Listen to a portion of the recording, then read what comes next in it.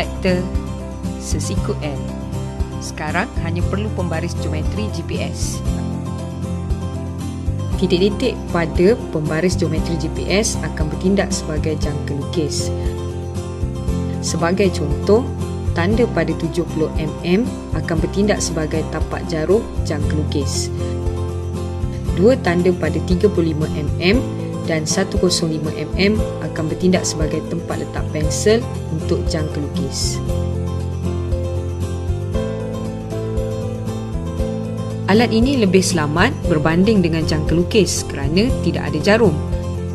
Berbeza daripada protektor biasa, alat ini mempunyai bacaan sudut sehingga 360 darjah yang boleh memudahkan pengguna membaca sudut yang lebih daripada 180 darjah.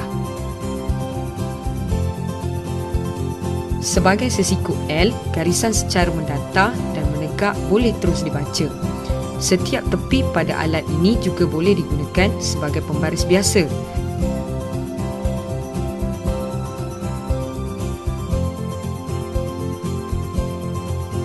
Baris GPS ini boleh digunakan daripada sekolah rendah hingga ke sekolah menengah dalam subjek matematik, geografi, seni lukis dan sebarang perkara yang melibatkan pelan, statistik, lokus dan sebagainya.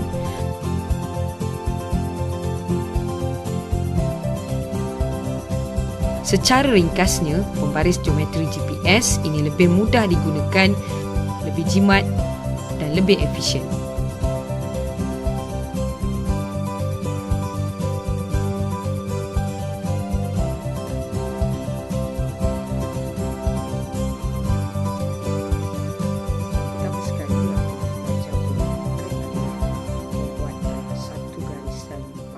Saja.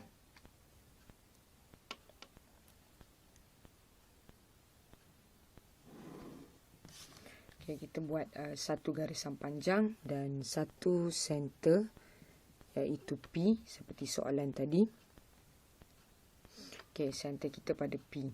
Daripada center P kita akan ukur 5 cm. Okay, kita ada start dengan kosong. Dan kita mencari 5 cm. Jadi kita dapati 5 cm kat sini. Jadi kita tandakan sedikit sengat ataupun kita tandakan sedikit point kita dekat 5 cm tu. Okey, itu cikgu tandakan dia.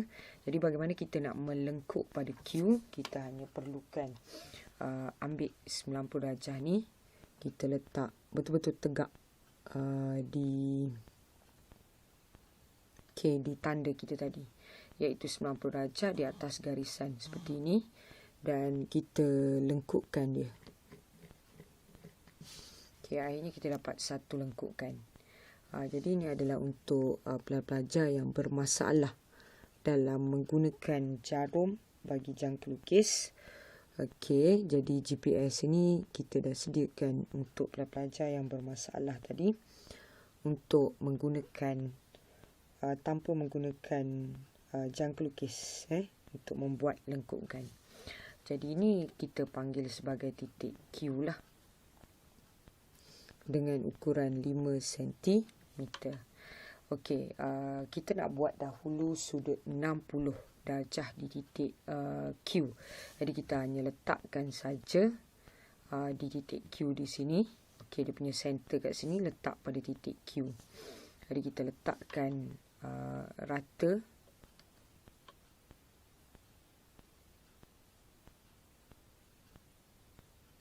Okey, kita letakkan rata dan kita dapati partner kita di sebelah sini. Jadi kita dah letak rata dekat sini. Jadi kita hanya lengkupkan saja.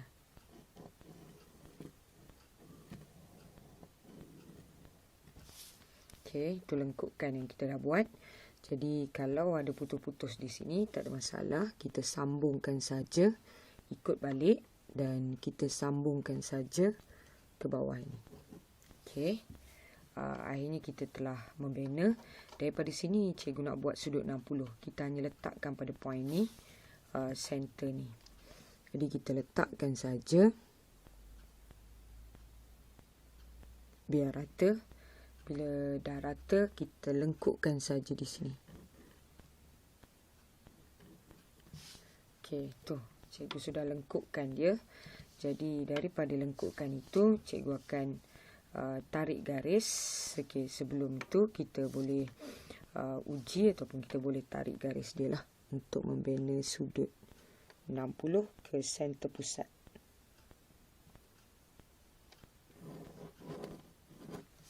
Okay, kita dah membina sudut 60 darjah. Kita boleh uji sudut 60 darjah kita di center pusat ni. Okey, kita dapati tepat 60 darjah. Okey, kedudukannya tepat 60 darjah daripada kosong ke 60 darjah.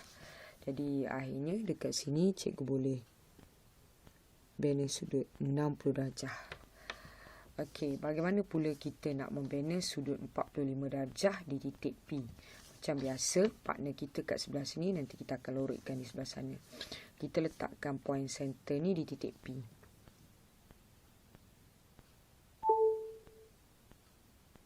Okey, kita dah letak center di titik P dan partner kita di sini. Maka kita akan lengkupkan di sini.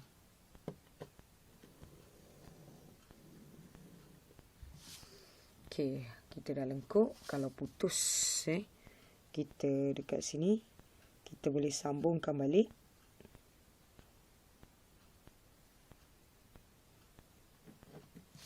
Okey, itu sambungan dia.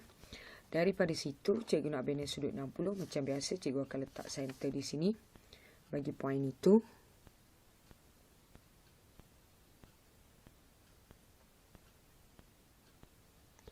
Okey, cikgu akan lengkupkan di kawasan sini. Okey, kita dah letak center tadi di sini dan garisan segaris.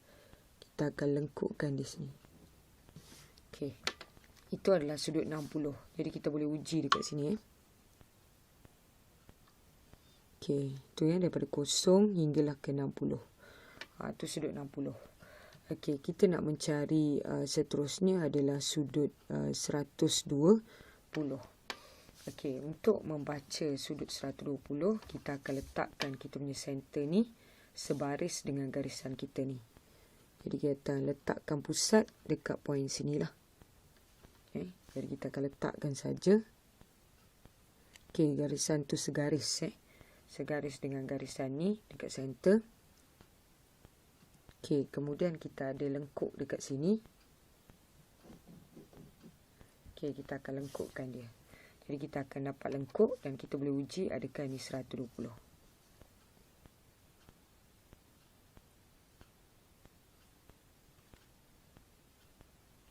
Okey, daripada kosong 60 dan seterusnya 120.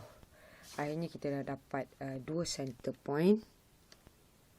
Okey, bila nak cari sudut 90 darjah, kita perlu, bila nak buat sudut 45 darjah, kita perlu mencari 90 darjah dahulu. Jadi cikgu akan cari 90 darjah. Jadi ini sudut 60, ini 120.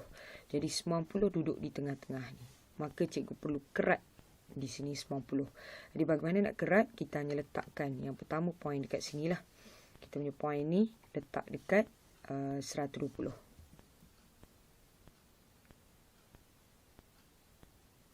Okey, tu cikgu dah letak. Dia punya rata macam tu. Okey, kita buat satu lengkup ke dalam. Okey. Kemudian kita letak lengkup di sini.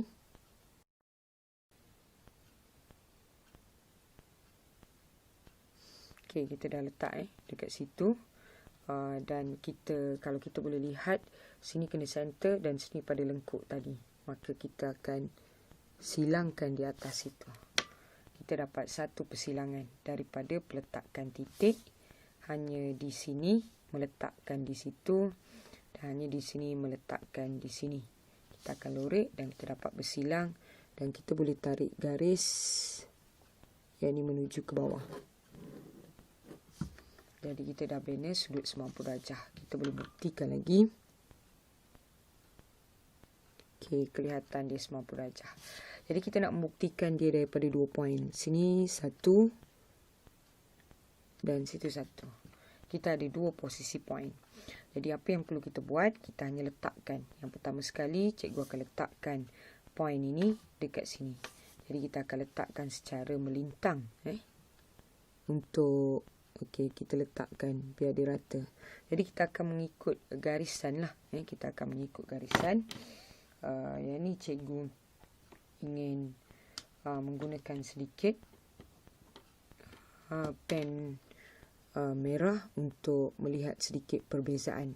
Okey, bila cikgu lengkung, kita akan lengkung di situ. Okey, kita nampak line kita kat situ daripada kita letak dekat sini tadi. Okey, kemudian kita akan letak center di sini. Okey, center ni letakkan di sini. Okey, kita dah letak rata. Okey, bila kita dah letak rata, kita tembungkan di sini. Okey, kita nampak warna merah ini, just dia ada point. Maka yang kita tarik garis ini adalah 45.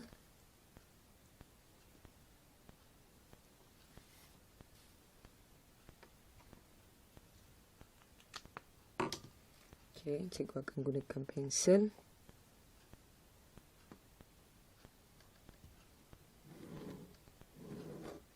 Okey, yang kita tarik garis itu adalah 45 darjah. Akhirnya kita telah membina nilai P, Q dan R-nya terletak di sini. Okey, ini kedudukan R. Okey, itu adalah kedudukan R lah. Jadi sekarang ni cikgu nak bina bagaimana cara kita nak membina garis berserenjang daripada titik R. Okey, kita hanya terbalikkan saja. Okey, daripada titik R tadi, kita letakkan di titik R ini, letakkan point di sini.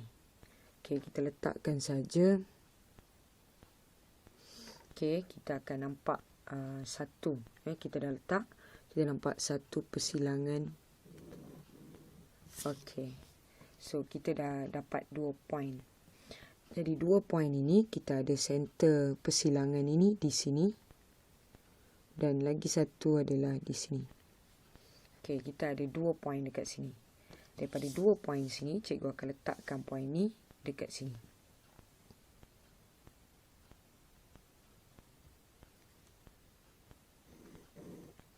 Okey, dan satu point lagi dekat sini terkena pada sini.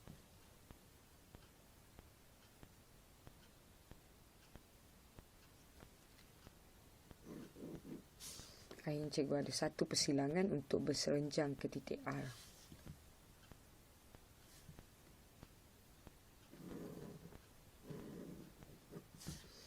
Okey, kita dah bina satu garis berserenjang daripada titik R menyentuh P dan Q.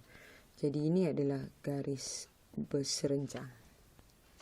Okey, akhirnya cikgu telah pun membuat satu binaan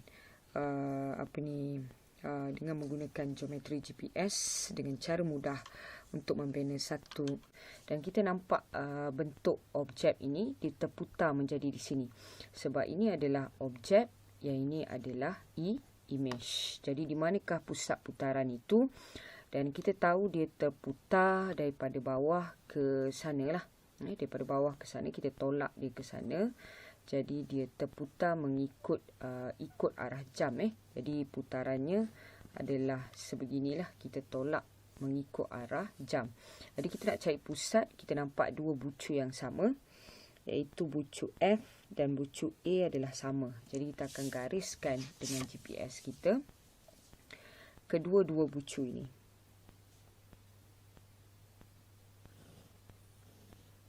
Okey, bila kita gariskan ini, kita akan tutup garisan ini membentuk segi empat. Jadi kalau kita dapat dekat sini, kita ada segi empat di sini.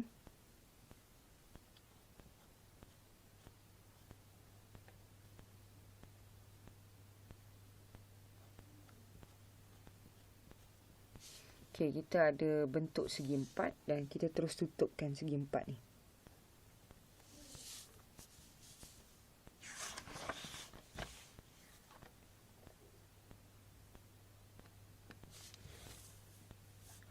Okey, ini adalah bentuk segi empat dan setiap segi empat ni dia ada perpenjuru.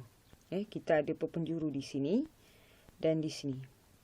Jadi setiap penjuru ini kita akan garis untuk membentuk di manakah titik tengah kita.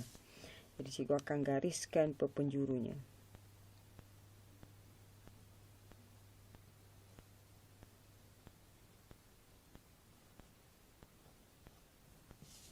Okey, cikgu dapati ini adalah garisan penjuru dia. Okey, penjuru yang kita garis tadi.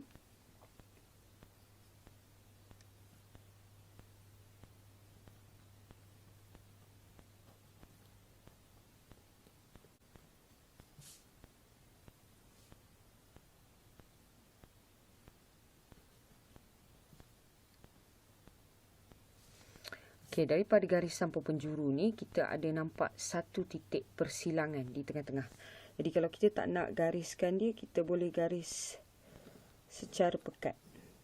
Okey, kita akan dapati garis posisi pusat di tengah-tengah adalah di situ. Okey, kita nak mencari titik tengah. Jadi kita dapati posisi yang di tengah-tengah adalah di sini. Dan apa yang kita buat, yang lain kita akan padam kecuali posisi di tengah-tengah dan garisan asal kita. Okey, garisan asal kita tak akan padam. Tu. Garisan asal kita tak akan padam, yang lain kita akan terus padam. Kita dah dapat posisi titik tengah-tengah.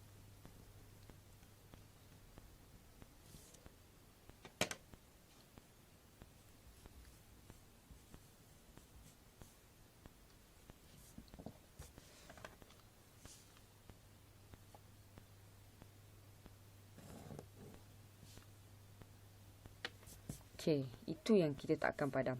Jadi ini di mana kita mencari penjuru tadi, kita nak mendapatkan titik tengah. Jadi bagaimana cara untuk kita dapatkan nilai titik tengah tadi? Untuk mencari pusat, kita akan gunakan kedudukan 10-10 ini tadi, diletakkan sebaris di tengah-tengah di sini. Dan garisan itu, okey, biar rata di sinilah. Cikgu akan letakkan dia sebaris.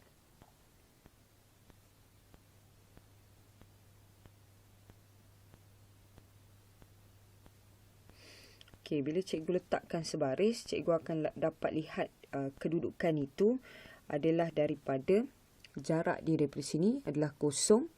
Daripada jarak situ nilainya adalah lebih kurang 10.2.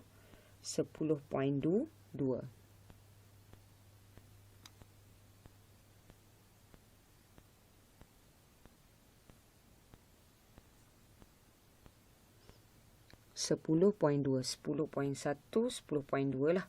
Kedudukannya adalah lebih kurang 10.2. Jadi di sebelah sini juga kita akan menggaris kedudukan yang hampir sama. Kalau di sini tadi 10.2, maka dekat sini juga kita akan cari kedudukan 10.2. Jadi 10.2 kelihatan kedudukannya di situ. Okey, last kita akan gariskan dia.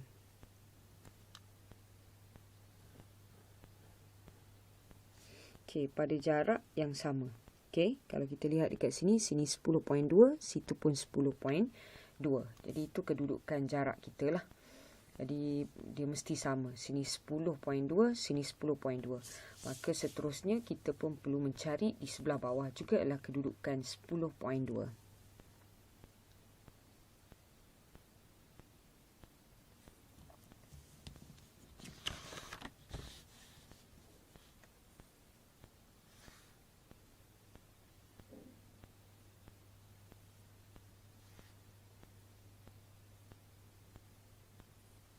Okey, kedudukan kita dekat sini juga berada lebih kurang 10.2. Maka kita akan gariskan dekat sini lebih kurang kedudukannya adalah 10.2 di situ.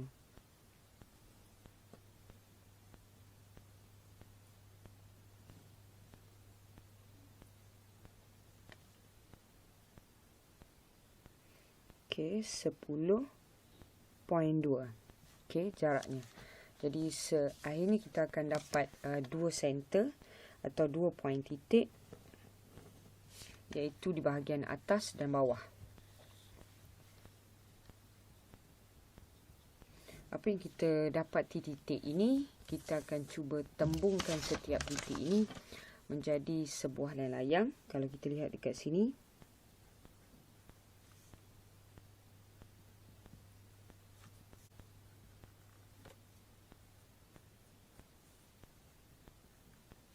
Okey, itu adalah bentuk layang kita dan pergerakan mesti daripada kita membina sudut sedikit di sini dan di situ. Ada dua sudut yang kita bina dan pergerakan mesti daripada objek ke image. Jadi anak panah nanti bergerak daripada objek ke image. Jadi anak panahnya bergerak ke sana. Okey, objek ke image, anak panah bergerak ke sana. Okey, itu adalah pergerakan poin yang pertama. Yang ini pula dia bergerak ke sana. Okey, dua anak panah pergerakan lah. Jadi kalau kita boleh lihat, ini pergerakan dia menghala keluar dan ini pergerakan dia menghala ke situ. Jadi yang manakah pergerakannya sama dengan pergerakan di atas? Jadi kalau kita gerakkan yang di bawah ini secara panjang, kita akan dapati dia bertentang dengan yang ini. Jadi titik ni salah lah. Titik di bawah tu salah. Tapi yang di sebelah atas ni, kalau kita teruskan, dia akan sama. Maka jawapan kita, titik pusat cikgu adalah di sini. Jadi pusat putaran kita adalah pada titik ni lah. Jadi kalau pada titik ni, koordinat kita di bawah adalah lebih kurang 8. Jadi kalau dekat sini, kita ada 8 posisi kita. Koordinat kita berada pada kedudukan 8. Okey, 8 dan kemudian 8, 7. Okey, kedudukan kita berada pada 8, 7. Jadi pusat putaran kita. Bagaimana cara kita nak membaca sudut ini? Okey, sudut yang besar lebih daripada 180 darjah sekaligus dengan menggunakan geometri GPS. Okey, istimewanya geometri GPS ini, dia bukan sekadar walaupun nampak macam ni, dia 180. Tetapi dia boleh baca sudut sehingga 360 darjah satu putaran lengkap. So, contohnya cikgu nak baca sudut ni tanpa dengan menggunakan jangka lukis, simple saja. So, cikgu letakkan point dekat sini. Okay, cikgu letakkan point center ni dekat tengah-tengah ni. Bila cikgu letak, okay, so letak di point center dekat sini dan yang ini garisan ni mesti rata lah ke garisan di sebelah sini. Rata di sebelah sini. Jadi kita letakkan saja dekat situ. Letakkan rata. Okay, letakkan rata. Okay, bila kita letak rata, okay, sama rata. Kemudian bacaan kita dekat sini, okay, dia dah start dekat sini 180. Kita punya bulatan ni sampai ke garisan ini. Ni paling hujung sekali. Jadi bila kita start baca ni 90, 200, 210, dia U-turn lagi sampai 280 dan kita nampak garisan ni dia stop dekat 290 darjah. Jadi akhirnya cikgu dah boleh baca sudut ni 290 darjah. So simple untuk macam mana membaca sudut lebih daripada 180 darjah. Bagaimana pula kalau cikgu nak membina sudut? Contohnya cikgu nak membina sudut lebih daripada 180. Jadi nak membina sudut ni yang pertama sekali kita akan buat satu garis lah. So contohnya cikgu nak membuat sudut 275 darjah. Lebih daripada 180 darjah. Jadi cikgu akan gariskan dekat sini lurus. Okey, garisan yang lurus. Dan kemudian kita buat one center kita di tengah-tengah. Points. Okey, bila kita dah buat point, sebenarnya sini sampai sini dia satu putaran ini. Dia telah membina putaran kita itu satu putaran ini. Dia sebenarnya 180 darjah. Cikgu nak 275 darjah. Sekarang ni cikgu letak pembaris ini. Okey, cikgu letak dekat sini point dia. Okey, sama center. Okey, pastikan garisan ni sama dengan garisan kita ni. Dengan point dia, center dekat situ. Okey, dah letak rata. Dan ingat bacaan kita ni dah start dengan 180. Menuju ke 200, 270 di sini, 270. Dan kemudian kita nak 275. Ni 270, 75 berada dekat sini. Okey, so bila kita dah dapat point dekat sini, kita gariskan saja ni ke sini. Okey, so bila kita gariskan dekat situ, kita sambungkan saja bulatan kita ni. Akhirnya bulatan kita telah membina satu sudut 275 darjah. Okey, padam balik 180 darjah. Jadi sudut daripada sini sampai ke sana, daripada sini sampai ke sini adalah 275 darjah. Okey, itu cara membina sudut dan membaca sudut lebih daripada 180 darjah.